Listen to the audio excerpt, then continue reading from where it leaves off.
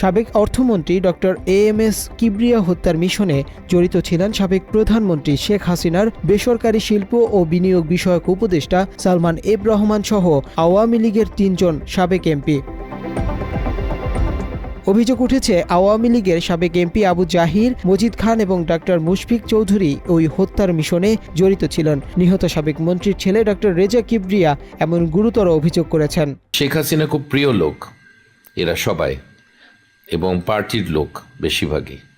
তো সেই জন্যে কোনো তদন্ত করেনি, কোনো বিচার হওয়ার কোনো সুষ্ঠু বিচার তো হতে পারে না।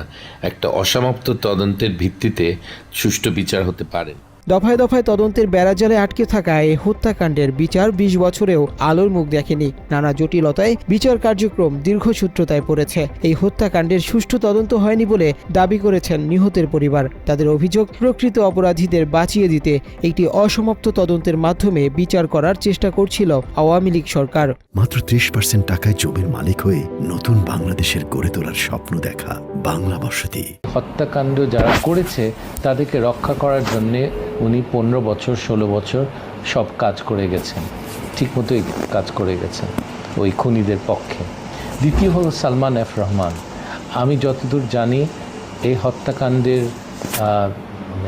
আর্থিক যে যতটুকু প্রয়োজন ছিল সাহায্য, এটা সালমান এফ রহমান দিয়েছে। নিহত শাহ এএমএস কিবরিয়ার ছেলে ডক্টর রেজা কিবরিয়া অভিযোগ করেন, দীর্ঘ ২০ বছর ধরে বিচারের অপেক্ষা করলেও আওয়ামী লীগের অনেকেই এ হত্যাকাণ্ডের জড়িত থাকায় বিচার পাননি। ডক্টর রেজা কিবরিয়া আরও অভিযোগ করেন, বিভিন্ন কারণে তার বাবার সঙ্গে শত্রুতার জেরে হত্যার জন্য টাকা দিয়েছিলেন সালমান এফ রহমান। সালমান এফ রহমানের ব্যাংক দুর্নীতি, শেয়ার মার্কেটের কেলেঙ্কারির বিরুদ্ধে অবস্থান করায় সাবেক এই অর্থমন্ত্রীকে হত্যা করতে অর্থের যোগান দিয়েছিলেন সালমান এফ রহমান। খুনিরা সকলেই শেখ হাসিনার খুব কাছের লোক হওয়ায় সুষ্ঠু তদন্ত হয়নি, সুষ্ঠু বিচারও হয়নি।